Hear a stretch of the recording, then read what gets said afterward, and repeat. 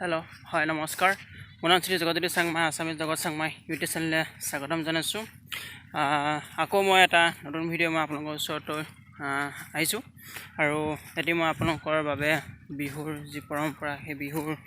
এটি ভিডিঅ' লৈ আহিছোঁ আৰু সেই ভিডিঅ'টো যদি আপোনালোকে চাই ভাল পায় এটা লাইক আৰু কমেণ্ট কৰিব আৰু আপোনালোকৰ এটা কমেণ্ট দিয়ে আৰু এটা লাইকে মোক বহুত উৎসাহ যোগায় এটা নতুন ভিডিঅ' বনাবলৈ।